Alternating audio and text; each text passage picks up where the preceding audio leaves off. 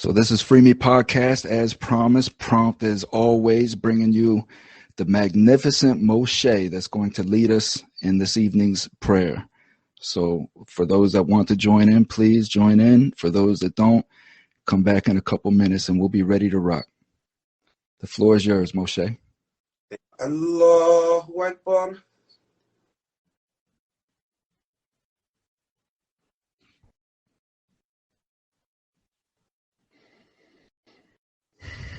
Alhamdulillah Rabbil Alameen. Ar-Rahman Ar-Rahim. Malik Yawmiddin. Iyyaka na'budu wa iyyaka nasta'in. اهدنا الصراط المستقيم صراط الذين أنعمت عليهم غير المغضوب عليهم ولا الضالين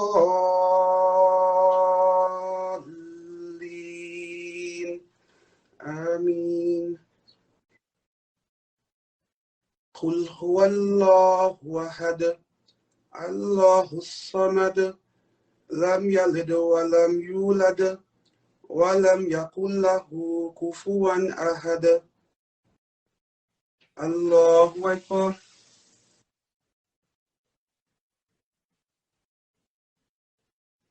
سمع الله لمن حمده. الله أكبر.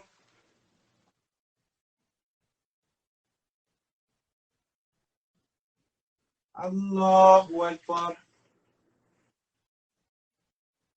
الله أكبر. الله أكبر.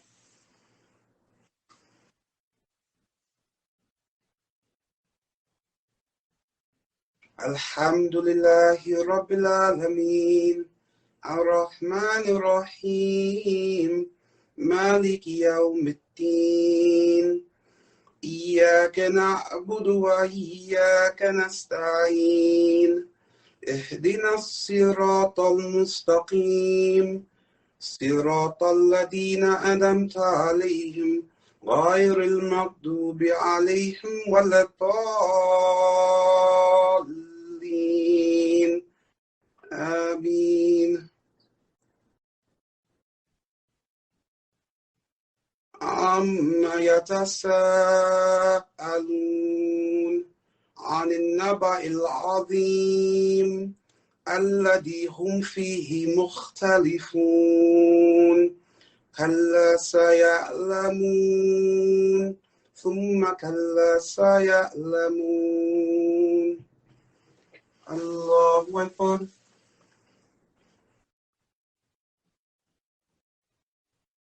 سمع الله لمن حمده. الله أكبر.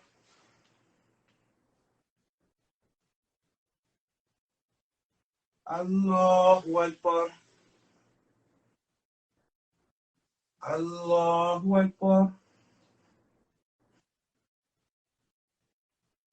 الله أكبر.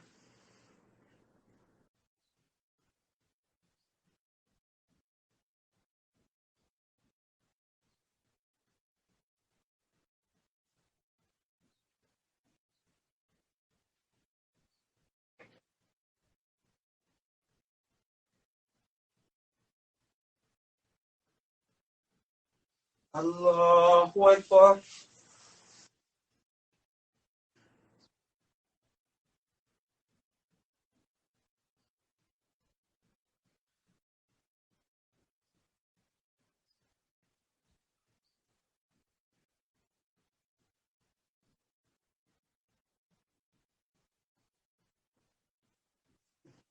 الله أكبر. سمع الله لمن حمده. الله أكبر.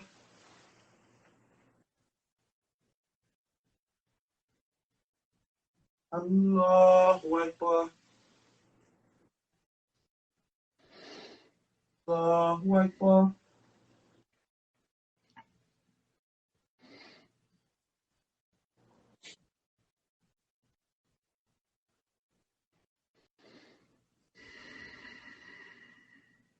Allahu Akbar.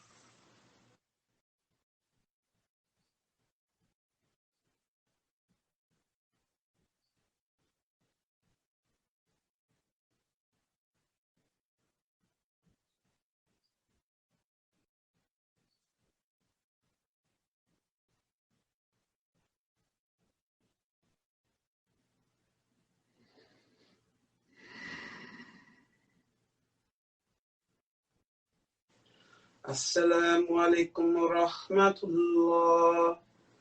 Assalamu alaikum wa rahmatullah.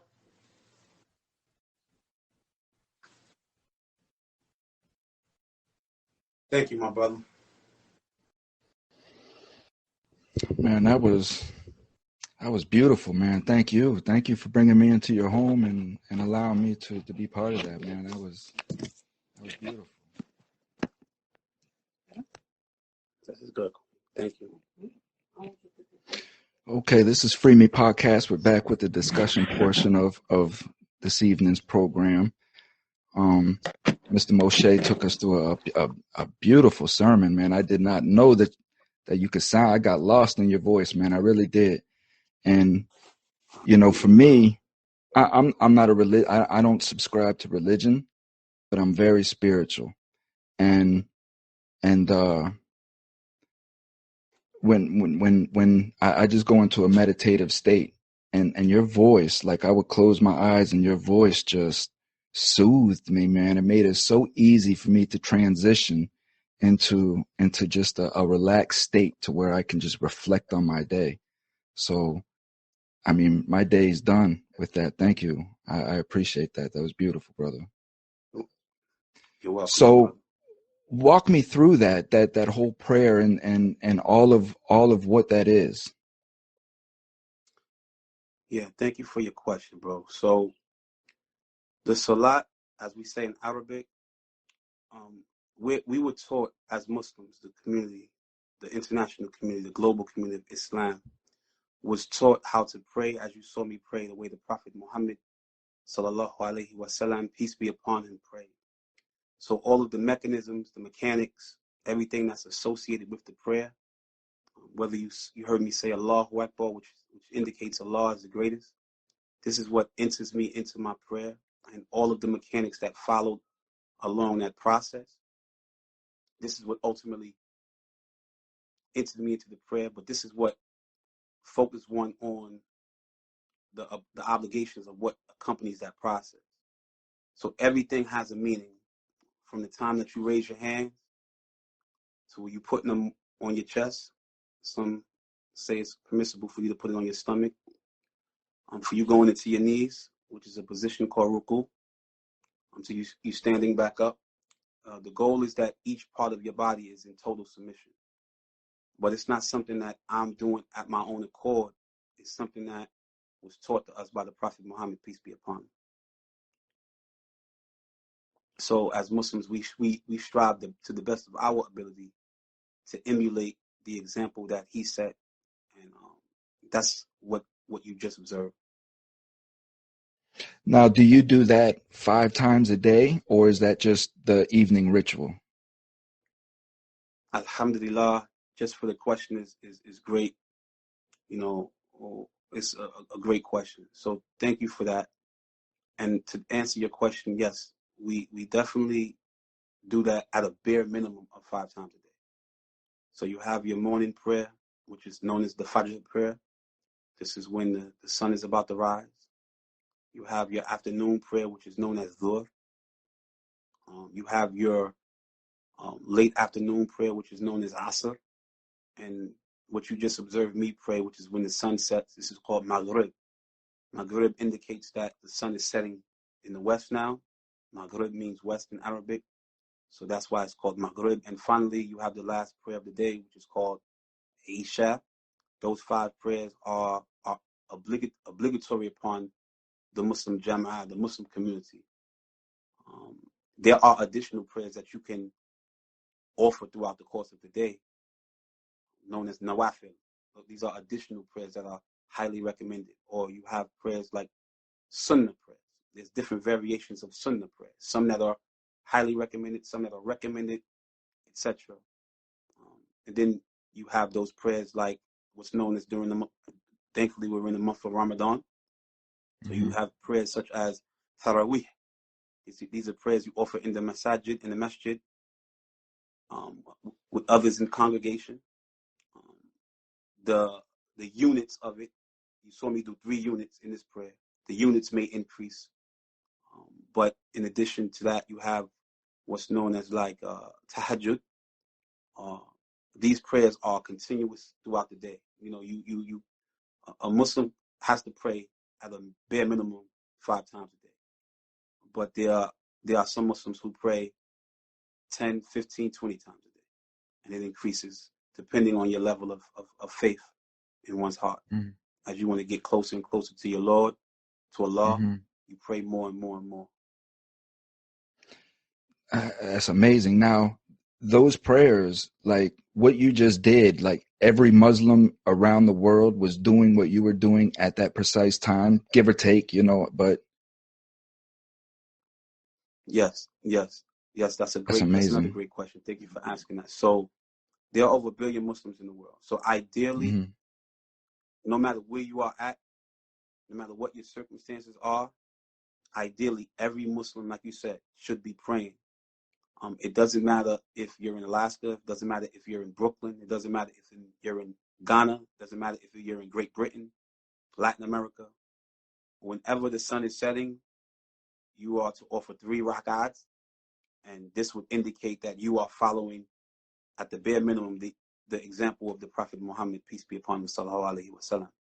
So the importance of that is that there is uniformity in the prayer, because all Muslims are doing exactly what they know to be what the Prophet taught his followers to do. So Moshe, I mean, take me from womb to womb. Take me from your birth to your rebirth, and everything that happened through that, and to how you became the disciplined man that I see in front of me now. Well, thank you for the question. So I was born and raised in East New York, Brooklyn. I'm a 70s baby. I was born in 77. So I grew up in a very violent community.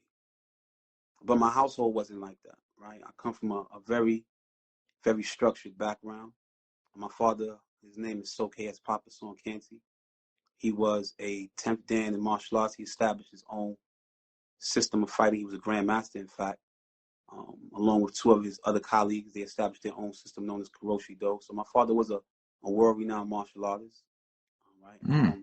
He studied up under some of the greats, Dr. Moses Powell and Charles Elmore and Charles Sparrow, among other many, many great names that we know the world has become aware of.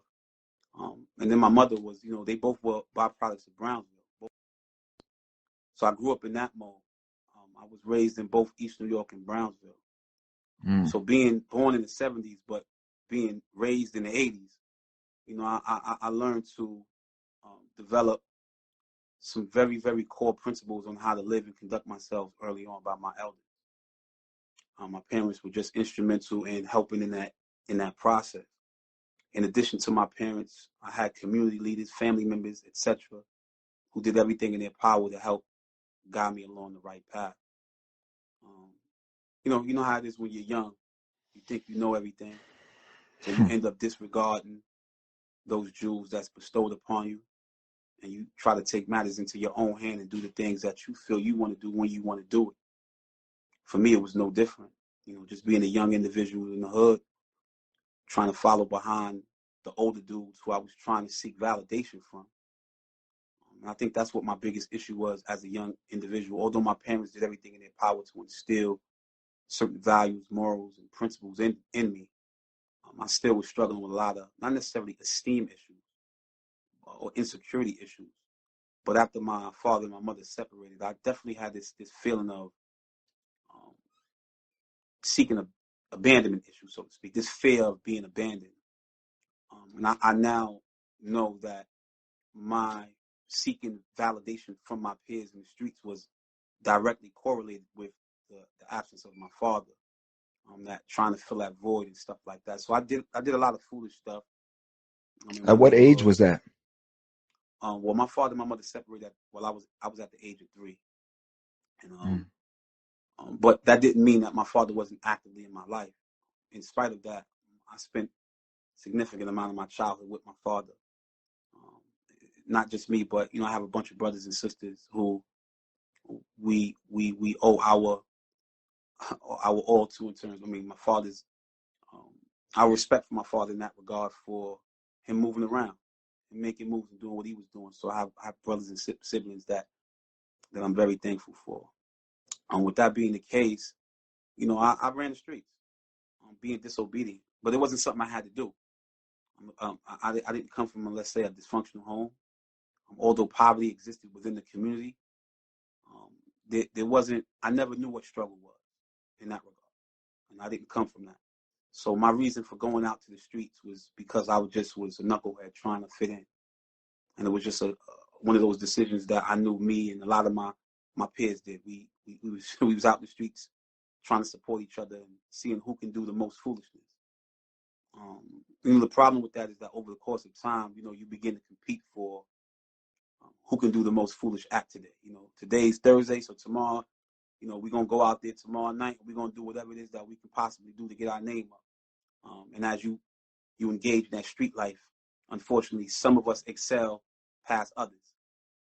And I was no different. So amongst, my crew, I was just known as one of those individuals who was willing to go to the fullest extent of whatever was required. If it meant holding my hood down, I was going to be the first one that was there. If another neighborhood came, I was going to be on the front lines. So whatever it took for us to do, I was going to be there.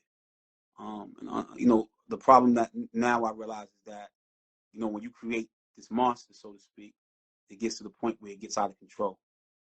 And I think for me, it was no different. That it metastasized. It got so horrific that I created this monster to the extent that now people were expecting me to respond to certain things before I was even expected to do so.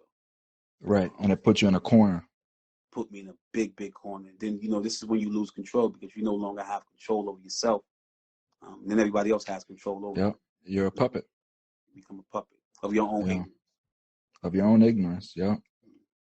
So that's amazing because your father's a world-renowned martial artist.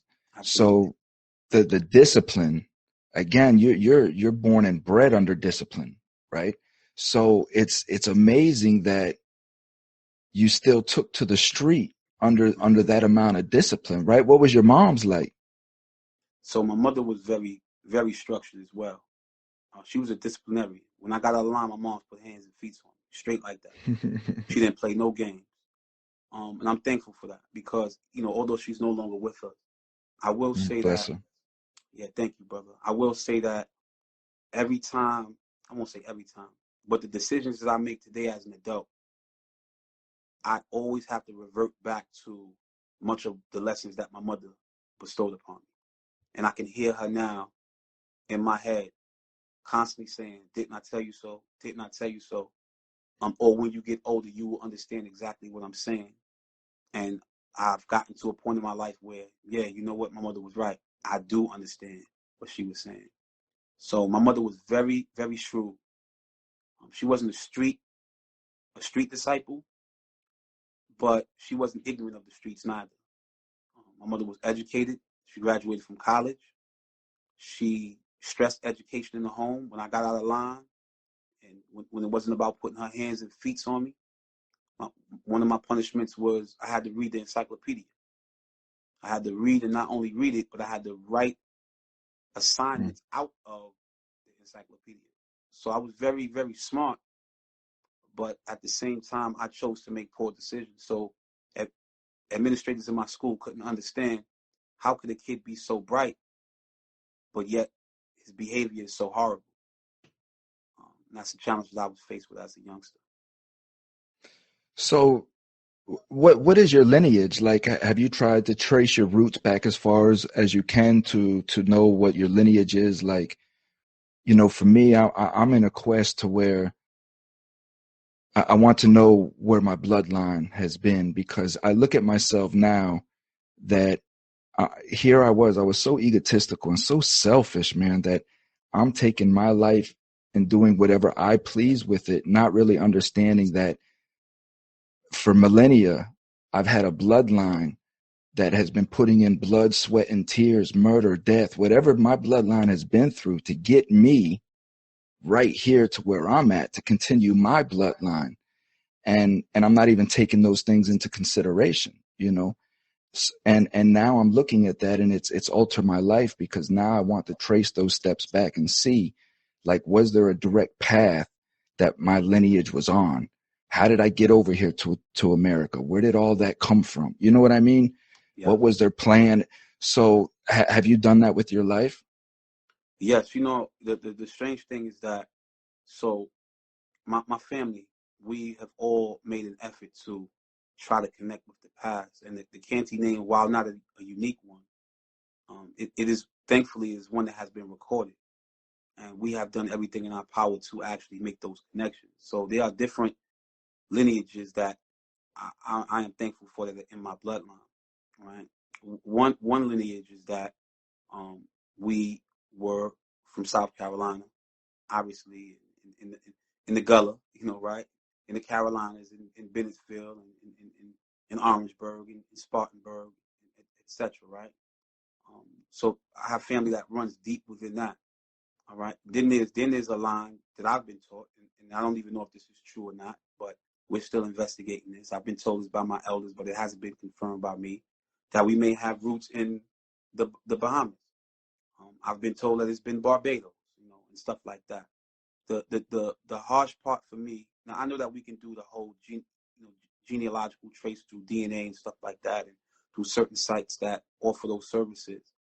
These are the unfortunate, the unforeseen, or maybe even foreseen consequences of the transatlantic slave trade, where unfortunately many of our people who were born in the diaspora are unable to make the connection with our past. So my family, particularly the Cantys, that is, we're able to trace it back for 5, 6 generations, right? There is evidence that there were individuals with the name Canty. But then we realize that there's a portion that goes into Europeans who had the name Canty. And this is when members of my family say, all right, we had nothing to do with that. This is not family, right? But you know, so the point is that we're doing everything in our power to try to connect with our past. There's been some challenges, obviously, because it's not just something you can click the light on and figure out. But we definitely do it. But to answer your question, do I really know with 100-degree certainty of where my people owe their origins from, my tribe particularly? The answer would be no. I would just have to say that, just like any other black man who was born in America, who has family members who unfortunately were on slave plantations, that you know, we are descendants of the land known as the motherland. So let me ask you, right, as a man, because I was born in 75, so we kind of came up in the same era, right? So I remember going to school, and I remember 8, 9, 10 years old, being Thanksgiving coming around, you know, and we'd put up all the turkeys on the wall, and we'd put up all the pilgrims and make all the happy scenes and stuff. And we would learn about Christopher Columbus and how wonderful he was, how he came over and landed on Plymouth Rock and shook hands and traded with all the Indians and all of these things. So as a black man that's coming up, knowing, right, like you and your family are trying to trace lineage through the transatlantic slave trade, and you're just trying to find out who your family was, and you can't, because of the real truth and the facts of who Christopher Columbus was, and all the ones that came behind him. So how does it feel for you and your family, you know, to hear me say something like, you know, Christopher Columbus was a good person, or them things that they say about him was a lie, or he did found America, or, you know, just this miseducation that's been put on us as white people? Well, thank you for the question. That's actually a great question. So the first part, I'll answer it in 2 parts. The first part is that I was thankful in spite of not having direct knowledge of who we were connected to in the past or genealogically. My father raised us to be very pro-black. That didn't mean that it meant the exclusion of other ethnicities or individuals, right? It just meant that you had a sense of who you were, of where from whence we come as a people, and the accomplishments that our people gave to the world, so that we wouldn't look at our current conditions and believe that this is who we were and allow ourselves to perpetuate a cycle of ignorance, right, based on this experience in the diaspora. Now, the second part of that question is, thank you again. That's a great question. I think that it's very disheartening to be in America knowing its history and knowing that people choose to disregard the truth. However, because I would say that to some extent my family is very culturally in tune, there is a level of understanding of those individuals who do perpetuate ignorance. So even those individuals who may perpetuate a lie, I won't necessarily say can't take them serious, but you have to understand that they're dealing with a level of ignorance, and there are different levels of ignorance. So from the lowest level of ignorance, a lie can become the truth. From the highest level of ignorance, the lie can become law, right? It can erase history. If you had a history, it can just totally wipe out whoever existed, and it can become the truth of all truths. Not saying that that's the truth, but that's what ignorance does. So my family is very much aware of that. We have an understanding of that. There are black people who understand that. You're not going to necessarily be able to change people's perception and their views. Christopher Columbus was a pirate. He was a marauder. He was a murderer. He raped. He plundered. He stole. He was a war criminal. That's not me simply saying I don't like white people. I'm simply saying this is what he did, right? Those are facts. Right? So, why should we then celebrate his life as being an accomplished individual when he has done nothing but murder innocent people with impunity? And so I think it's very disheartening, to say the least, to see people do it. But you have to keep pushing on and knowing that ultimately people are going to be ignorant no matter what. So you're coming up now. You say Brownsville, right? Well, I was raised. My parents are from Brownsville, but I'm from East New York. They lived in East New York, but they're originally from Brownsville. So between East New York and Brownsville, I was ping-ponging back and forth because my family is huge. I have a huge family. So, Brownsville and East New York is like peanut butter and jelly. You can't have one without the other. But I'm from Okay. East New York. So mid '80s, late '80s, going into the '90s, crack epidemic is bulldozing through. Where are you at, and what are you doing? Yeah, that's a great question. So again, trying to fit in. One thing I did not stop doing was going to school. Again, my parents always stressed the importance of education, so I took advantage of that. I was like, I'm not gonna not go to school.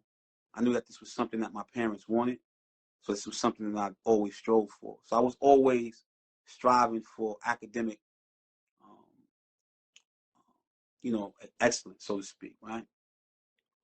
But it was just the stuff that I was doing on the side, the street Yeah. stuff that I was doing on the side, taking unnecessary risks that I didn't have to take. Unfortunately, you mentioned the crack epidemic. When I say an epidemic, you know it just as much as I do. It ravaged not only Black America, but it ravaged America, tore America to pieces. I hate the fact that, and may Allah forgive me, that we were in the streets, um, helping to perpetuate this cycle of self-destruction.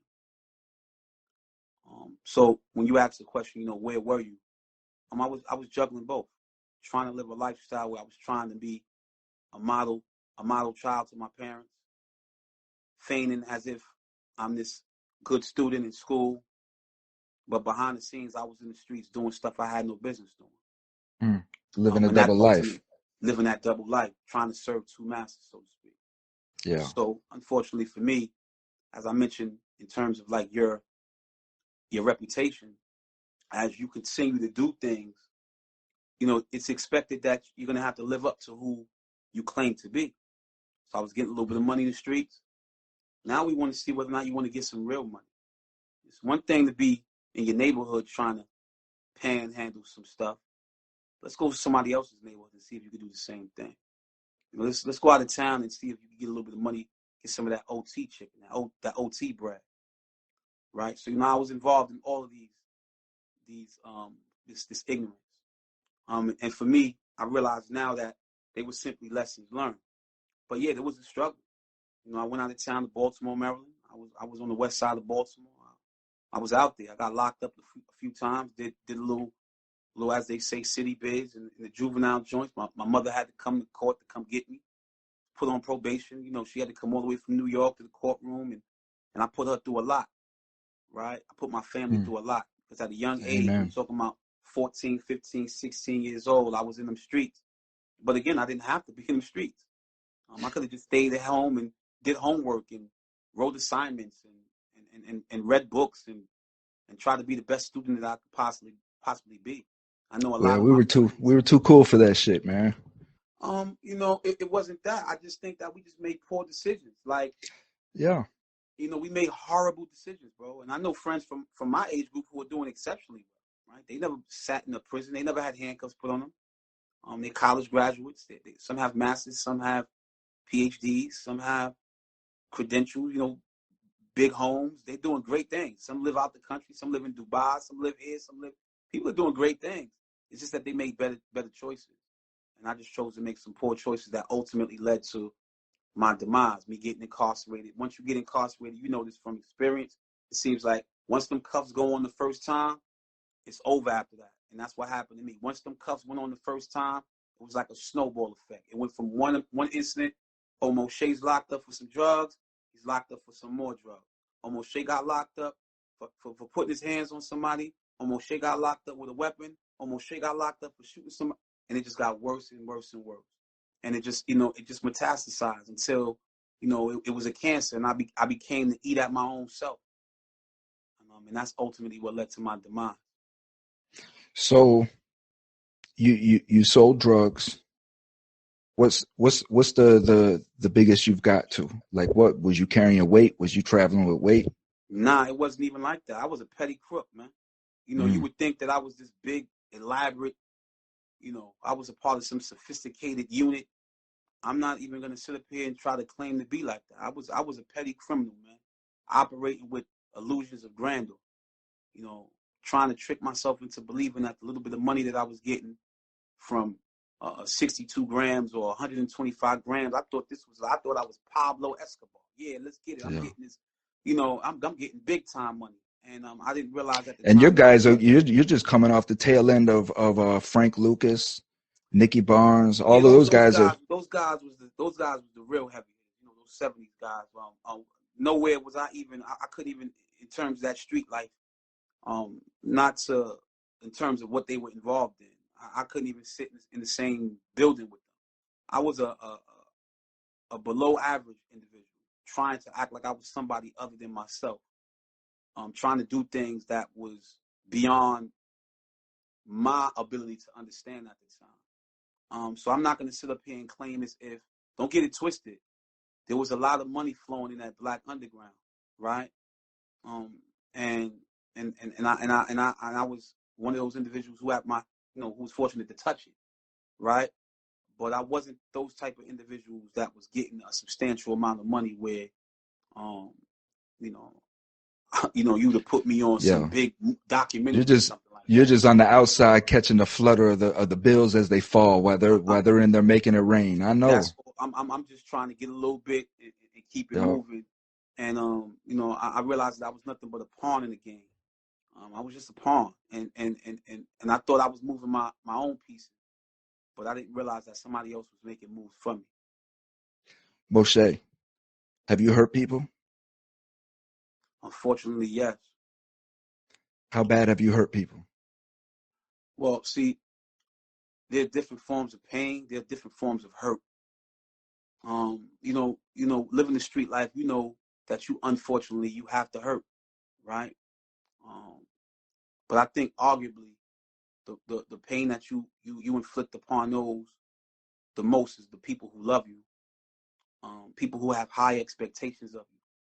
The pain that you Mm. cause them when they have these expectations and you continuously, you shatter those expectations. So when I look at my mother, my late father, I think is there no more two people on this earth at the time that I hurt more than my parents. That's not the lessen any of the physical harm that I may have caused any victim of a crime. And that, and again, may Allah forgive me, and I don't want to sit up here and glorify any of my foolishness. I ask that Allah forgives me every day for anything that I may have done to anybody. But in terms of like the emotional and the psychological pain that you bring your parents when they raise you a certain way, and all they want to see is you come up with those jewels, those pearls Mm-hmm. that they've given you, and they want to see you blossom and become something great. There's nothing more demoralizing and more hurtful than your parents knowing that when someone asks for you, they have to tell them that you're in a prison cell. And I think that I've hurt them the most. That's how my father found out about me was Mm. they raided me at like 7:30 in the morning, and they had us in a tank, and they had me in a tank till about 7 o'clock that night without no phone call, nothing like that. And they had all the press there. They had, the mayor there. They had everybody there with all these cameras. My father was sitting there watching the 6 o'clock news, right? The 6 o'clock news, eating dinner. And here I go. They flash across the screen, large cocaine bust. And out of all the people, they got to show me, right? They got to show me as they're walking through. And this is how my father had to find out about what I was into. But you're dead on, man. It's not the physical pain that we cause people, but it's the psychological pain that we cause people, the emotional pain as well. And I come from psychological abuse, and I know that I would rather take a beating all day than I would psychological abuse, because that Yes. lingers with you, and that alters your life. So as a kid, do you think that maybe you couldn't maybe like match up to your father, like you couldn't, like your father's bar was so high that maybe you felt as a kid you just couldn't or didn't know how to like match that bar, and maybe that's what made you go sideways, kind of just like, whatever, I'm not even gonna try? That's a great question, but I would say no. And the reason why is because my father always pushed us to be greater than him, right? He was a great man, and nobody's going to deny that. He was a great, great man. And I don't think that was a factor. I tried to come up with all type of reasons as to why I made the decisions that I made, the poor decisions that I made as a child, right? I sat in that cell for many years trying to figure out why is it that you chose to make the decisions that you made? What was your psyche behind making these decisions? And never did it come to my mind that my reason for doing this was because I could not measure up to the stature of my father. And the reason why, as I just explained, my father did everything in his power to teach us who we were. So he said to me as a young age, he gave me the name Moshe, and he wanted me to understand what that name meant. He wanted me to understand that your name is Hebrew for Moses. Moses was a prophet. Moses was a great man. You need to understand who Moses was, what his reason for living was.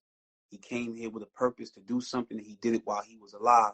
And now you are here in your time, and you have a responsibility to do as well. He may not have said it in those words, Mm-hmm. but as he continued to drop jewels upon jewels upon me. It was until I was too late that I began to really appreciate and understand the magnitude of what my role and responsibility was. But I would have to say no to your question. No, my brother. Mm. So, okay, moving forward, you're in the crimes, you're hurting people. Your first experience going to jail, what happened that day? Take me through you getting arrested and going to jail your first time. How old was you? All right, so are you just talking about having handcuffs put on me, or are you just talking about like going to jail, like when you Your locked up? first time in the clink, were you locked up where yeah, there's no going home that night? Oh yeah, I would. So this would be I was in Baltimore, Maryland, and I just happened to be, you know, in possession of some drugs. They caught some drugs on me, and unfortunately, they sent me to a place called Boys Village, and it was called the Cheltenham Youth Facility. I believe it's in Hmm. Cheltenham, Maryland. Being from New York, you know, we were not liked by Baltimore residents. Not all, but the individuals in the streets, they didn't like us. You know, we were in their neighborhoods, telling them what they should do in their own neighborhoods, right? Mm-hmm. And so I was in between Baltimore dudes or Maryland individuals, not like in New York, brothers. And then I was in the mix of DC dudes, not like in Maryland dudes, but then DC dudes hating New York individuals, and also Virginia individuals, not liking either of those two, and then them not liking us. So for me, getting locked up for the first time, they put me in a building called Six Building. It was called Holdover. This was like the reception area. So they had me up in here, and of course, I'm from New York. I'm a little guy from New York. So nobody calls me by my name. Everybody calling me New York. Mm-hmm. And I had to deal with that. And I fought like you wouldn't imagine. I fought every time I came out the cell, literally, for the phone, to watch TV, to stand in this corner, to be by myself. Somebody always wanted to say something in New York. Yo, New York, what you doing today, man? Hey, man, yo, New York, come here, man. Hey, man, yo, sing me one of them songs from New York. Sing me one of them Rakim songs. I fought for that, stuff like that. I got jumped a lot, right? So that experience was tough for me, man. People don't realize that. So while everybody was going through the DFYs in New York, unfortunately, I didn't have to go to Spofford and DFYs and go to Tryon and stuff like that. Some of street my street crimies, that's the itinerary that they took. That's the incarcerated route that they took. For me, I didn't take that route. I took a more non-traditional approach. I was getting locked up out of town, getting Yeah. jumped by country boys out of state, right? And that experience was rough for me. But I was fortunate to know individuals in the streets who also got busy, and they was from the Baltimore streets as well. That they was a part of my team.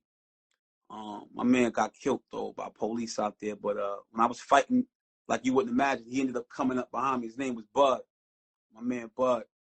And I was moving from building to building. So I went from 6 buildings, and I went to 8 buildings.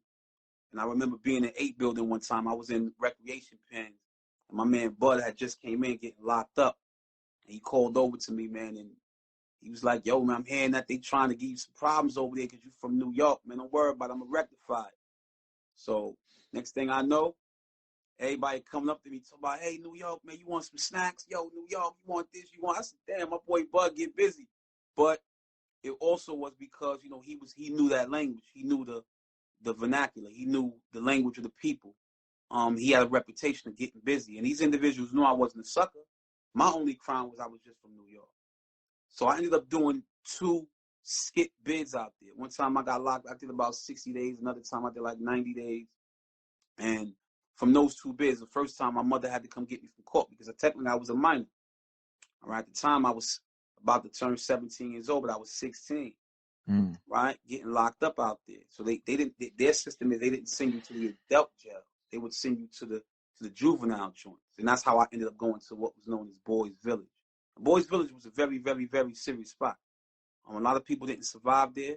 Individuals was getting killed up in there. I'm talking about young adolescents was killing dudes. But unfortunately, I was thankful by the grace and mercy of Allah that He spared me, and I was able to use that experience to make me stronger moving forward. What was the white to black ratio? Wow. And that's yo. I don't even remember there being any white people in Boys Village. Not to suggest that this was, but it was so predominantly black that I don't remember any white people. And if there So was, it would have been he ain't very stand a hard. chance. It would have been hard for them to basically come in there. If I was from New York and I had issues and I was black, I'm almost certain that somebody white, they would have been freaking. Oh my God, that would have been horrible. That would have been really bad. Do you think the courts know that and don't send white kids to that school for that reason? Do you think they That's a punish great them question. differently? I don't know that I don't know if that's a factor as to why they don't do that. I can Right. say that not sending them to the institution itself is a factor. Is a reason why they don't want them to even go in there in the first place. But Yeah. that being the reason, because they're white, they don't want them to be around black people. No, I don't think that that's related to it. I just think that it has a more sinister scheme than that. So you get out of the boys' gladiator school. What Yeah. happens then? How So did you feel? How did you feel the first night that you got locked up and that door locked on you and you couldn't go home? Do you have any thoughts on that? Yeah, I got some serious thoughts on that. The first thought was like, I'm giving up this life of crime, dog. Like I don't want to be in no cage, right? I wasn't on some, yeah, I did it, I made it. Nah, I wanted out now, right? I want to get out now, and I want out now, right? But I also was smart enough to know at that age the rules that accompany that process. I didn't know the political dynamics associated with the system and how it's structured. But I knew enough to know that, while you're here, there has to be a court proceeding. They have to conduct that proceeding. And it's going to be predicated based on the fact that you don't have a criminal history, you're a child. I knew that enough to know that I wasn't going to be sitting up in there for 20 years, right? So, but to your question, I mean, I wasn't emboldened. That came after I was released. Mm. Because while I was there, I was doing push-ups every day, sit-ups. I was getting right. So I was up in there fighting every day. So when I came home, when I got released after a little 45, 50 days, I was looking like something. So, when I saw that response, I was like, okay. But, Yeah.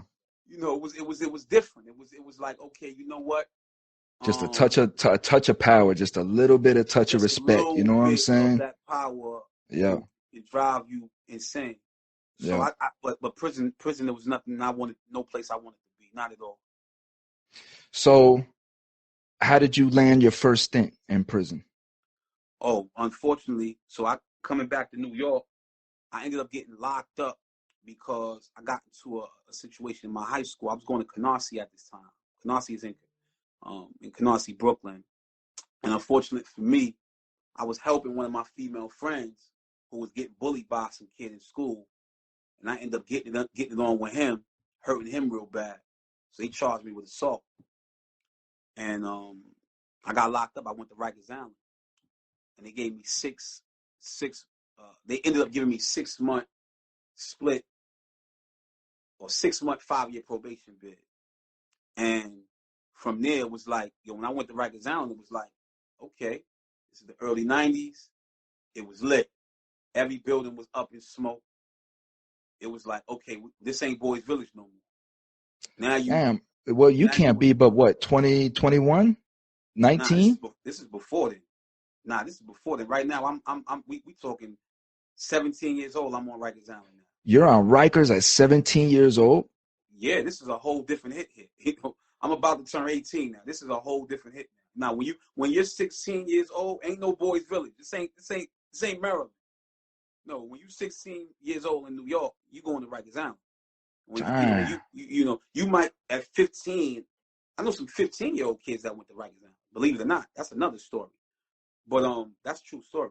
But yeah, when you were that young, you either went to Spofford, and then from Spofford, if you were convicted of a crime as a juvenile, you would go to the many different institutions across the state of New York that you would either go to Goshen, you would go to Tryon, among other facilities. I'm not familiar with them all because, like I said, Harlem Valley was another one. This is where they sent all of the kids but these individuals was 12, 13, 14, 15. That's When you turn crazy, 16 years old, you man. were considered to be an adult. Now, they didn't necessarily say you were an adult, but they put you in a place where adults were. So, for instance, C-74, we called it adolescence at war. It was given that pseudonym because it was always something going on in the 4 building. But while you're in the 4 building, there were also adults. There were adult dorms and adult cell blocks in the 4 building.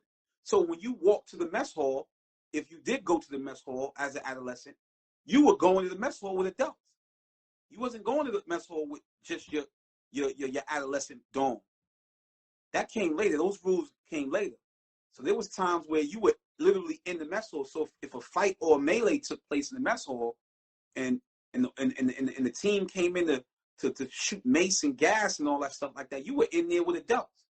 And there's been many times where individuals done popped off on adults. Adolescents, we don't got it on with grown men in the mess hall. Yeah. Food fights, throwing food at grown Jits, men. It was man. crazy, right? So this is how the island was. You wasn't with no kids, man. You was with men. So that was my first time experience of being on Rikers Island. 17 going on 18 years old. Very, very young. So and very, I'm sure, and very, very, very frightened. So well, yeah, and that's what I want to get into, because you kind of walk the same steps, not crime wise, but as far as going into Rikers Island, you walk the same steps as young brother Khalil Browder, right? Khalil Browder, absolutely. That's the little brother. You talk about the little brother that took his life, unfortunately. Right. Yeah. So walk me through what his experience was. What was he going through? You know, of course, you can't tell me what he was thinking, but what was his environment like? Where was that pressure?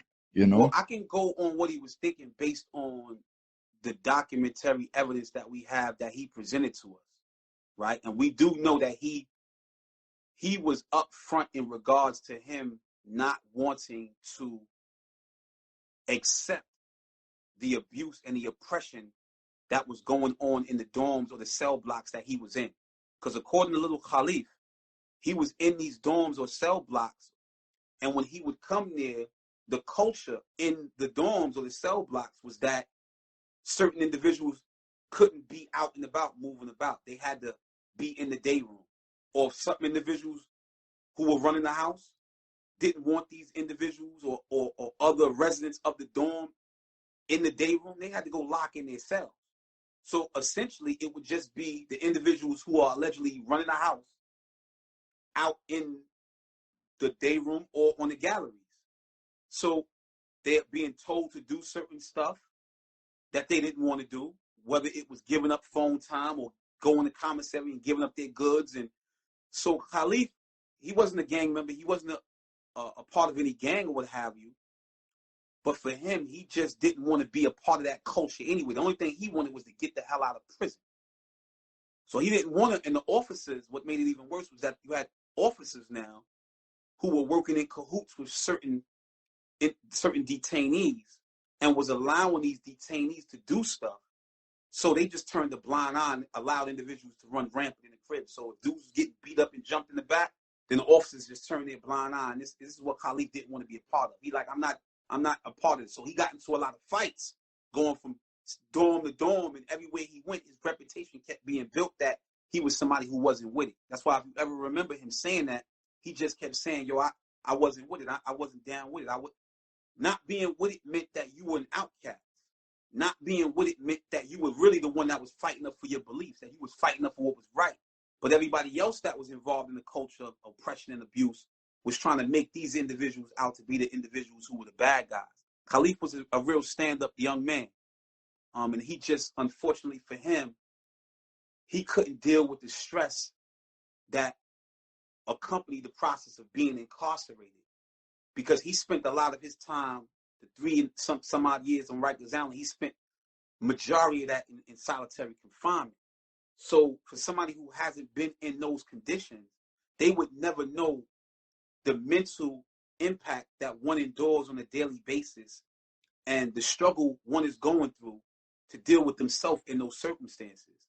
And he just couldn't deal with the pressure of the circumstances, the pressure of what was going on around him, whether it was the societal issues, the cultural issues within the prison, his personal issues within himself. You know, so much stuff was going on that he probably it became too overwhelming for him. So I could say, although I don't know exactly what was in his head, to your point, I do know that he was under some very stressful circumstances. And although he was in society later on, he just couldn't deal with it, unfortunately. Let's talk about that knowledge a little bit. Let's talk about that knowledge and that pressure, right? Because you and I had talked previously, and you made it aware that you spent a great deal of time in solitary confinement as well. Absolutely. And it's imperative of you to discuss, what solitary confinement does to a human being. So your first time going into solitary, how did you get to solitary, and walk me through that experience of being in prison, Okay. So, like you said, man, I got sent to, we call solitary confinement on Rikers Island, we call it the Bing. I got sent there from HDM back in 1998. This was actually my first time going into the Bing. Prior to being on Rikers Island in my previous times, as an adolescent, I was never in the Bing as an adolescent. But as an adult, this is my first time of actually being in a cell within a cell. Now, out of state, when I told you that I was locked up in Maryland, they would lock you up for, let's say, a weekend. You had to stay in your cell because you was fighting all the time. They would lock you up for a week. You would have to, you would face that. So that was like really my first experience of that. But being that there wasn't too much stress associated with it, I guess because I knew I didn't really appreciate the magnitude of what was happening to me at that moment. I still was young. I was ignorant to a lot of stuff. So although I was in a cell, it really didn't weigh on me as much, right? That came later. And when I was an adult now, and I realized the impact that I had on, or my incarceration, the adverse impact that it had on my loved ones, was when I began to really appreciate the space that I was in. And when I got put into solitary confinement, of now walking into, at the time, what was known as OBCC, the Bing, it was like, you're in the Bing. When you get there, you got your toilet to the left, you got your sink where the water's coming out, and you got a bed that's pretty much made out of the concrete slab in the wall, and one window. One little small mattress, little small piece of soap, little small toothbrush, and you on your way right now. You lucky if you get a pillow. And you better keep your mouth shut, because if you're lucky, you got a mattress, right? So this is the type of situation that you're faced with, where you're locked up in that cell for 23 hours a day. In the Bing, we were in a spot that had 50 cells. All right? You had 25 on the bottom. I think it's 100 cells. I apologize. 25 on the bottom. No, I'm bugging. 25 on the bottom, 25 at the top. Cells 1 through 13, 14 through 25, 26 to 38, 39 to 50. See how fast that court came back? I'm trying to forget it, but I don't want to. But it's 50 individuals in there. So you got a total of 5 floors. So the building, when you walk to the building, it's actually looking like a project building, right? It's 5 stories, with the exception of one side on the first floor and one side on the second floor, and another side on the third floor, I believe. Every other spot is being occupied by 50 individuals, with the exception of another on the third floor as well. So and the Bing is always full? The Bing, when I was there, was always full. It was never always empty. Full. Now we're seeing, thankfully, to Hope Solitary, and among other groups that have struggled and fought on the front lines to put an end to solitary confinement. We're starting to see many of the boxes around the state of New York. 23-hour lockdown is now a place that is not as jam-packed as it was in the 90s. When I was on Rikers Island, the Bing was always full. So going there for me, it was definitely a psychological issue for me, a struggle for me, because one, I'm now thinking about my family on the outside, the harm that I caused them during of being incarcerated. Being incarcerated now for a serious offense, which could essentially take me off the streets for 30 years. This is when now the weight of my decisions began to have a different effect on my psychological makeup. So you're in solitary, and how long was your first stint in the Bing? I can't say offhand. Um, uh, First stint was Was it probably weeks, months? nah. It was months. It was probably like 6 months. Like six Mm. months. It was like about 6 months. I can't give you a definitive count, but I'm a roughly I'm gonna estimate roughly and say it was about 6 months. I think it So was six probably months. And now in the Bing, right? How much human contact do you have? well, everything about the being is limited contact with other human beings. Your reason for Mm-hmm. being in the Bing or the box in solitary, in this case, is to limit your ability to interact with others. Because you've misbehaved in prison, you no longer have the right to be in the presence of other individuals where you can interact with them physically. So how that actually looks is that you're in a cell essentially for 23 hours a day.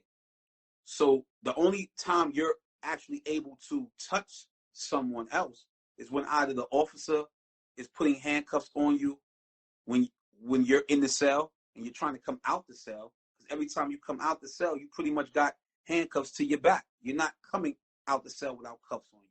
When you go on a visit to go see your loved ones, you're not in a humane space. You're actually in a cage. It's like a dog kennel. And your family member is in the dog kennel with you. They occupy the dog kennel with you. So there is physical intimacy and love with your family. But if you're able to touch the next person in the next cage, because he might be your man, you're able to do that, right? Or if you have, let's say, a co-defendant, it might be that you and your co-defendant together could go on a visit, whatever the case may be, like that, with family and loved ones who may come to see you together, like what was happening with my case, right? Me and my brother, my co-defendant, we would go down together, family coming up to see us and everything like that. So we're together in that space. But if one of us is too violent, like in many cases it was, then we wouldn't even be in that space. We would be in our own individual cage. Um, so that's the only physical interaction. Now there are instances in which you can try to physically harm others, but they were few and far between. But when those incidents did happen, they happened. You knew how they were happening. That was your only way of interacting with in individuals. Only way.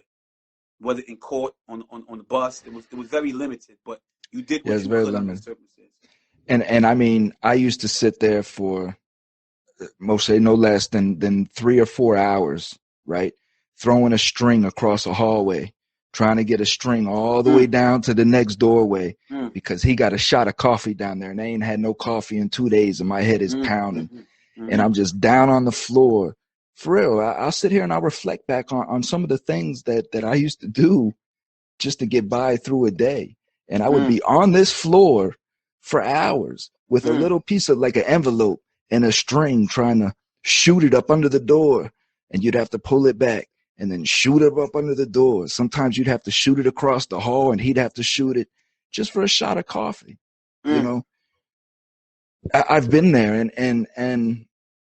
and I could tell you this, anybody that needs human interaction that cannot be alone with just their thoughts, right, is going to is going to damage that person.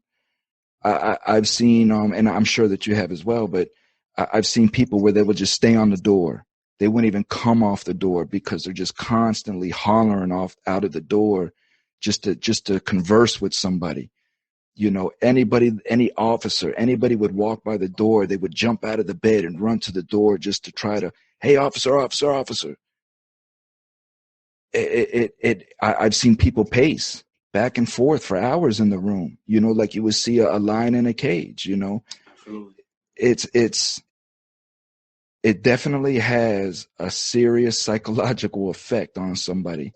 And the thing of it is what I found out, which I didn't even know until I got out to Texas, and I'm dealing with gang compounds because most of my time was done, over on the East Coast.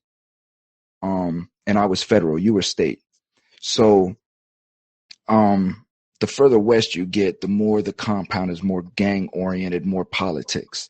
So Absolutely. I got out west and now I'm dealing with some real racist people. And it was a different breed. Come to find out in Texas, if you're gang affiliated, gang oriented, They keep you in the shoe. They keep you locked down. Period. There's as long as your state time is, you're in confinement. So you have guys that are in confinement for 15, 20 years, right? Coming out and then doing a federal sentence right behind the state sentence. And there is no lockdown like that in the Fed. So these guys are coming out of solitary confinement after 10, 15 years and being let loose on a compound, right? A high political compound. And these dudes are just animals. They're animals. I can't even begin to tell you what these dudes do to people. They're animals. They're desensitized. They're psychopaths. It's like they have no empathy for anything. Absolutely. I You know, can definitely relate to that because you mentioned, you and I, we spoke about this before and you just mentioned it about spending such a long period of time in solitary confinement. I was fortunate not to spend, of the 22 years of being incarcerated, I was fortunate not to spend 15 years straight. So the most I ever spent in SHU at one time for one period was 5 years straight. From 2003 to 2008, I did straight stretch in 23-hour lockdown. what was that for? Originally, that was because so we were in Auburn back in 2002, 2003, and being associated with the gang subculture at the time, being Don Moon, at the time, I was living a lifestyle in which we were supposed to be adhering to a code in which, if anybody oppresses us, then we were supposed to be fighting against that oppression.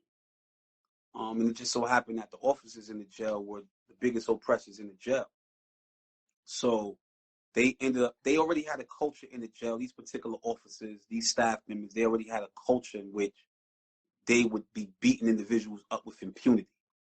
So I knew personally that I wasn't going to tolerate that if anybody from my faction ever got, mistreated. So unfortunately for me, we had got word that they had a festival, where families are able to come and stuff like that. And during the festival, one of the homies had got dragged off the festival. He got beat up by the officers. So the word came back to us that, one of the homies got jumped by the police. So with that being the case, it was like, all right, so this is what we got to do. We got to basically go step to these officers, and we got to let them know that we're not going to tolerate their abuse in our prison. I mean, in prison. I mean, we're not going to tolerate this abuse in this prison. Excuse me. And it just so happened that a week had went by. I mean, we're getting reports about the homie that was up in the box at the time that, he wasn't doing too well or whatever. And whether or not this was true or not, this played on our decision to basically make a move. So, we were sending word around the jail like, listen, man, we're about to make a move on these officers here, man. They keep beating up dudes. A couple of years prior to that, they beat up the old man B.I., knocked his socket out, dislocated his eye socket, and just all type of stuff that happens under those circumstances. You have these, unfortunately, up north, you got these white racist officers, and they run around beating up individuals like they're their own gang within the gang subculture. So coming from where we come from, we men, so we gotta handle these individuals. So myself and other comrades, we got together and we was just like, yo, we gonna step to these individuals, and that's just what happened. We ended up stepping to our business, and the plan was to basically put our hands on as many white officers as possible and give them the business.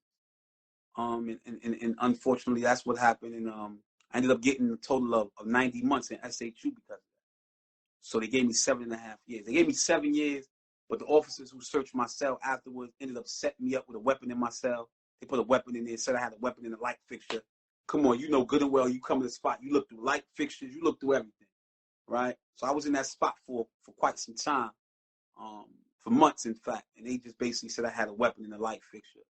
So they ended up giving me a total of 7.5 years in the box. And I ended up doing 5 years off of that. From 2003 to 2008, I was in Southport Correctional Facility. I didn't do the 7.5 because due to time cuts, among other things that you're able to get under those circumstances, that worked in my favor. So I was able to get out the box. But cumulatively, of the 22 years, I spent approximately about 15 years of those 22 years in the box for various related offenses. from multiple assaults on staff, weapons, gang-related material, all the stuff that comes with that culture of living that life. I definitely was all in, so there's no question about that. Definitely. Was there ever a time in your life, or even now, that you you just don't like white people, or you just looked at white people as just you didn't even want to deal with white people? No. So that's a great question. So and the beautiful thing about that is that, my parents are just really amazing, man. My mother had white friends, my pops had white friends, and my mother's white friends could whip my butt just like my mother's black friends, right? In fact, her best friend was white. She was Eastern European. She was actually from Russia, Asian, European, but her name was Tanya. She could put hands on me just like my mother could, right? So the notion that was the case, it just wasn't there. But there was a cynicism regarding the police at an early age. And we knew that the police were occupiers of our community. So we tried to be very evasive and elude them as much as possible. When they asked us questions, we were very evasive. We knew that these were authority figures. But moving forward, the only time that I felt like, white people just are just horrible, right? Not all in this case, but the officers in prison. That was exacerbated by you're now becoming more familiar with the culture of the world and knowing the role that white people played in terms of our people in America. And now you're looking at it globally and seeing that wherever they may have had their foot, now you kind of feel like, damn, is it like everywhere they go, they just kill people? But as I began to educate myself more, I realized that all cultures at some point oppressed, right? Whether white, whether black, etc. So I said to myself, you know what? I'm gonna look at this a little bit more differently. Not to say that what I'm saying ain't right. White people have put some pain in this world, right? And this is something that I've had to come to terms with. But I've never felt that way at white people per se. But directed at certain white people, there's no question about that. That I've had that energy in my heart that I was just like, I cannot stand you. I dislike you. I may not hate you, but I want to put my hands on you and I want to hurt you real bad because you are just racist and it's disgusting. And the reason I say that because, under the 23-hour lockdown, I've saw officers who only took a peace, they're only peace officers. They took a civil service exam, right, to become a servant of the law. Yeah. And they would literally walk by another human being's cell and not feed them just because this individual was black. And it was like, why would you not feed this man? And this is a human being in that cell. But so the society doesn't know this. Society has no knowledge of what's going on about these upstanding citizens, these individuals who might be at a Buffalo Bills game, who might be at a Buffalo Sabres game. And the guy that's pumping his fist in the air, rooting people on, is the guy that goes to work every day and that's depriving somebody of their human rights. So this is what brought that out of me, being under those circumstances and seeing blatant abuse and oppression and disgusting behavior from individuals who were in these positions of authority. And I did everything in my power. I said, I'm going to do everything in my power to let you guys know who Moshe Canty is. And I'm going to be the individual that when you say my name, you're going to think twice about when I come to this jail, I got the ability to shut this whole jail down. I want you to know that. So if I'm going to be in here, you're going to treat me like a man. And this is why I ended up spending so many years in that box. But I never felt like that, bro. And I never feel like that now. Have you ever saw like black CEOs attacking white inmates? Absolutely. Yeah. I hate it. Absolutely. They're the worst. So would you say that officers in general, like, I guess what I'm trying to get to is would you say that prisons are racist, right? Or is it more like almost like a class issue as far as like inmates against cops? Great question. I think it's a class issue, but I think the environment fosters individuals' biases, their fears, their values. An officer may come in and be a white dude and be mad cool. You be like, yo, this dude is all right, man. Only thing he do, he got a job, he come to work every day, he just started, he don't want no problems, man. He all right, man, he a good dude. Black CO come by, worse than the white CO. You be like, yo, man, how you black, man? You acting like that? Yo, I ain't black. I'm French Canadian, as they say, stuff like that, right? We heard all of it, right?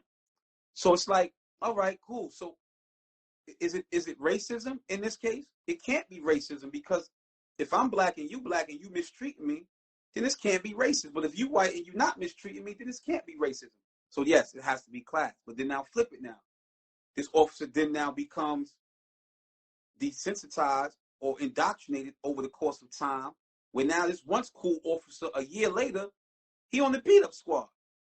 He looked different. His haircut looked different. He got a crew cut. He got the black gloves in his pocket. He down with the black gloves crew. You like, damn, that dude was cool. What happened? He beating dudes up, calling them the N-word. It's a different environment. So was this always in you? Is it class now? So then you have a hard time trying to distinguish whether it's class or race. So they're intertwined. There's a marriage between those two. All right, they're not diametrically opposed. They actually work in harmony with each other. So it's very hard sometimes to distinguish between class and race. The prison itself is a place to hold bodies. The manner in which people are placed in these environments could be racist, right? Right. Because That's exactly, yeah. Rich people don't occupy these prisons, right? It ain't a million rich people in prison. That would indicate class. There's 13%, allegedly 13% of black Americans, black people in America, but they make up 57, 60 something % of the population in prison. That would mean that it has a correlation between, in my opinion, between race and class. But that's just my way of seeing things. But there's a lot that comes with that. You know, we could have a whole nother live. Oh yeah. There's yeah. And the thing of it is, and that's what I say is that the prison structure isn't built to be racist. I don't believe, right? Mm-hmm.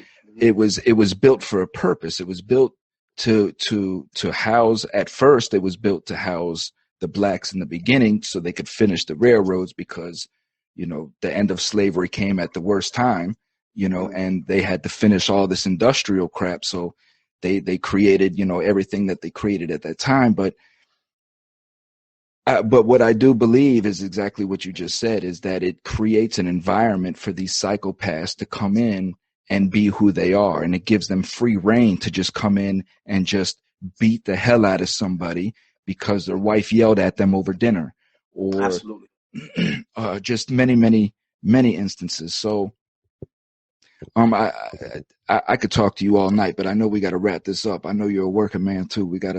So you coming home now, right? To a completely different world than when you went in. What are some of the biggest challenges that you're facing now as far as mental wise? What are some of your triggers? What are some of just daily emotions that you're dealing with? Yeah, that's thank you for that question right there. So although I don't like to use the term institutionalized, the truth is that, spending 22 years in an environment, there is some form of institutionalization. And I'm definitely suffering from the long-term effects of that. There are things that I do where I'm always like, looking around, right? They're not a hindrance. They're just a way that we dealt with survival on the inside, of keeping our eye on things and always expecting that something may occur. My wife and I say to her some things about that may seem out of line. I'll be like, yo, you got to watch out right there. Something can get out of hand right now. She'll be like, what are you talking about? This is some real incident that's happening. I'm like, nah, I'm telling you, it could get crazy like in no time. I'm letting you know right now. Be careful. Watch yourself over there. She can't understand, right? So for us on the inside, we already know it. When it's about to go down, it's about to go down. It goes down. You see it happening. It's done already, right? You're like, oh, it went down. And it's happening so repetitively that we become desensitized to the violence Yes. part, right? So the mental part for me has been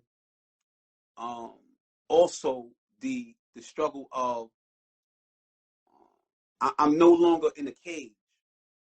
So the challenge for me is like when my wife tells me to do something, or we get into it or something, and she's like, "Well, let's go take care of it." I'm like, "I'm not doing it."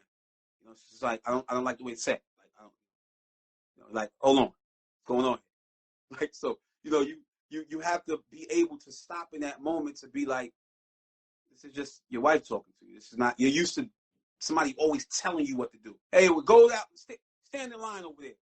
Stand over there. So as soon as you hear something, hey, you like, what's going on? Like I was driving one time and my wife startled me. Baby, what's going on? What happened? I'm so used to the, you can't do that, right?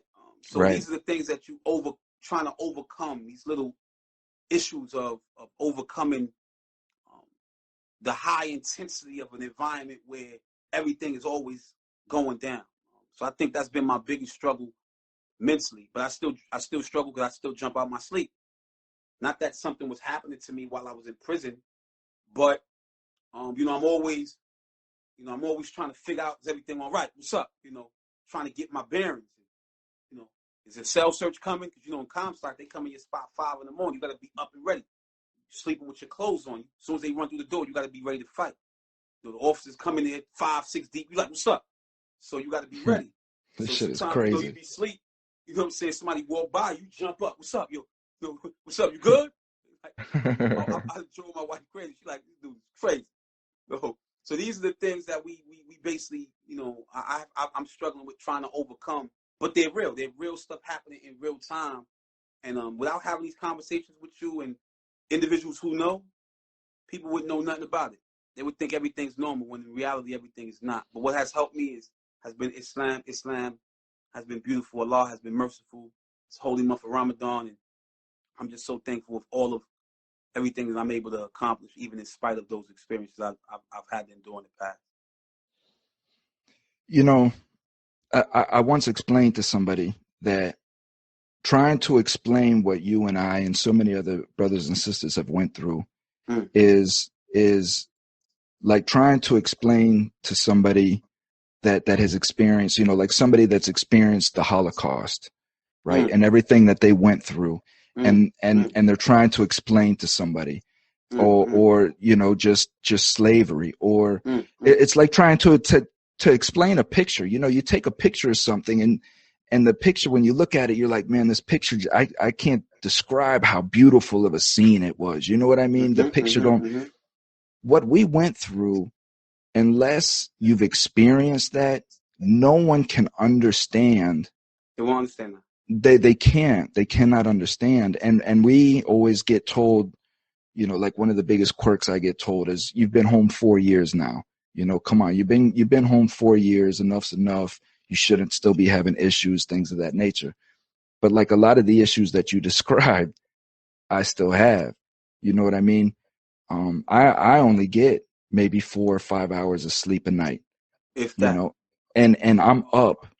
If I go to sleep at 1:00 in the morning, I'm up at 4:30 every morning. I don't have to set an alarm. It's clockwork. I just wake up at 4:30, right? And the PTSD, the anxiety. I'm in the bathroom several days ago, and I have the door shut and I got the music. I'm in my zone, right? I'm just zoning in the bathroom. And she came and opened the door and entered into the bathroom, and I didn't see her until I turned around.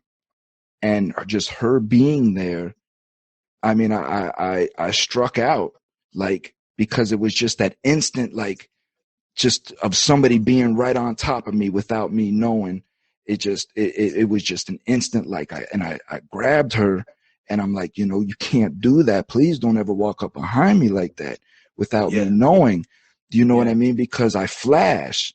It happens before I even understand what's happening, you know, because of, like you say, waking up every day, right?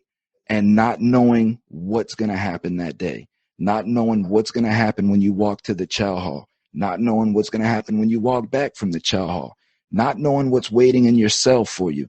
Just every day for years and years and years, living under that, not knowing what the next moment is going to bring. Because like you said, shit can pop off at any moment. At any moment, man, you're dealing with psychopaths. You're dealing with people who've been confined in solitary confinement. For those of you that don't understand solitary confinement, let me explain to you like this. You're already in prison, right? Your mentality, you're already in prison. These people come to wherever you're at with handcuffs, right? And 9 times out of 10, it's a riot gear, whatever the incident is, but they come with handcuffs. They handcuff you on the compound. They walk you across the Now, this isn't all compounds because, of course, there's safety issues or whatnot of that as well. But they walk you across the compound in handcuffs to a building that is another prison inside of the prison. So you have to go through electronic doors, and then that's it. When you go through these doors and they shut, you don't see anybody else. If you want a good picture, you can go to my homepage, Thomas Free Me, and what I have there at the top. It's just a hallway of cells, and it's it. It's like an endless hallway, and I don't know how to explain it after that. It's just everything changes, you know. And my life altered in solitary confinement. You know, it broke me down to the point to where I had to make a decision, you know, and thank God I chose wisely, you know. So Moshe, we got to get back together. I want to run another one with you. The next one I want to run with, I really wanted to get into the stigma of the Black Muslim. Yes, we can talk about that. I want to get into, because as for me, and I know a majority of white people, when they hear Black Muslim, the first thing we hear of is racism. They're racist. Those are racist people. Yes, so I really want to break down all the different divisions of Muslim, what they mean, and so on. So we can try to educate and we can try to bring this divide together some, you know. I respect the hell out of you. I look at you. I see a man of the cloth. I see a man of discipline. I see a humble man. I don't see anywhere where this stigma of anger, aggression, lies, deceit, all of this, I don't see none of that. I see a humble man who just is loving his family and is just trying to be as close to God as he can get, you know? And these are the kind of divides that I want to come across. I don't have to like you.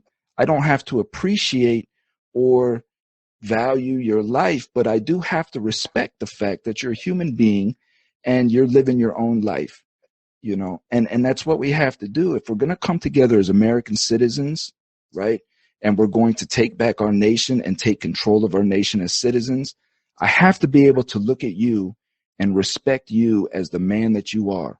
I can go out and have my own little white kids and you can have your black kids, and that's it, you know. Right. I mean, for me personally, I chose to mix my blood because that's just what I wanted to do. And each man is different for what they want to do, but it's just respect each man. You're struggling like me. You're trying to pay your bills and struggle and take care of your family just like I am. And just because you're doing it in a different light than I am, that doesn't mean that I have to hate you for that. You know? Absolutely. So we have to stop this stuff. I beg my Americans, please stop looting, stop rioting, stop hurting people. You're feeding an agenda. You're feeding an agenda. You're making all of us look bad, and you're creating more stigma for what we're trying to overcome. All you're doing is allowing these people to take more of our rights away. I'm asking you, please stop. Come together. Each community leader step up, start gathering your communities together, start working out these differences like me and this gentleman here are, and come together and find a baseline. Always find a baseline. People are going to disagree, but you have to agree on something. You find where you agree on, you build out. So, Moshe, until the next time, brother, I'm going to give you the floor to finish up. You can plug your organization, whatever you want to plug, partner. Well, I want to thank you, man, for affording me the opportunity to speak on your platform. I think the work that you're doing is very honorable. It's very, very needed because our nation right now is suffering from so many different ills. So for you to be able to bridge the gap between your community, my community, and all communities is very, very important. So I truly, truly appreciate that, man. Again, I'm thankful for it. I currently work for an organization called the Center for Community Alternatives. I'm an employment coordinator. Outside of that, I'm helping with, obviously on a daily basis, youth who are impacted by the criminal justice system, helping them gain meaningful skills so that they can ultimately use into the workforce. In addition to that, my wife and I, we are both CEOs of our company called Conscious Mind Ventures, LLC. That's KONCHESS, Conscious Mind Ventures. And this company, what we do is a consulting company, but we're going to be using our voice to speak to the youth around the country to try to help them make better moves on their proverbial chessboard. And we're using my experiences, my wife's experience, and the experiences of others to show that you can make a very poor decision that can cost you dearly. So we equate the life we live with the game of chess, and the hope is that we look at ourselves as making moves. I'm also the host of the podcast Conscious Moves, which can be heard on a number of platforms: Anchor, Apple, Overcast, among other platforms. And that platform is designed to teach about the issues affecting Black Americans in particular, but society in general and the world that we're living in. Try to help us do exactly what you're doing, come to terms with these differences, these issues ranging from hate, from race-based hate, to issues of diabetes and the criminal justice system. We touch upon various topics. I haven't been active in a while because I've been deeply involved in my schoolwork. I just took 5 classes this semester, and I'm about to graduate in the next couple of weeks. Damn, congratulations, partner. Yeah, thank you, my brother. I've been very, very active since coming home last September. I'm continuing to do the work that needs to be done to try to help save as many lives as possible. But again, my brother, I'm thankful for being here, and reach out to me. And I never got a problem with coming back, man, sitting on your platform, and we discussing whatever we need to discuss to try to make a better understanding understood amongst us, my brother. Amen, man. And so I say Laikum, I say Assalamu alaikum. Yes, and I say Wa alaikum salam. Okay. Now watch this, America. Watch this. Watch how we do this. Now you heard this man's story, right? You know my story. Now watch how we do this. My brother. Yes, sir. Thank you for your service. Thank you for changing your life, right? And coming to grips with who you are. For you doing what you've done, I can express my love for you. And I can tell you that I love you for doing that, because I'm a human being and you're a human being. And I understand on a spiritual level what we're here for. We're all here to progress and get closer to God. And the only way that we can do that is through love of companionship, love of God. So I have no issues expressing my love towards you. And I wish you the best. I wish you many blessings for you and your family until the next time, partner. Okay? Thank you, my brother. I appreciate it, man. Thank you, man. Those feelings are mutual, brother. Thank you.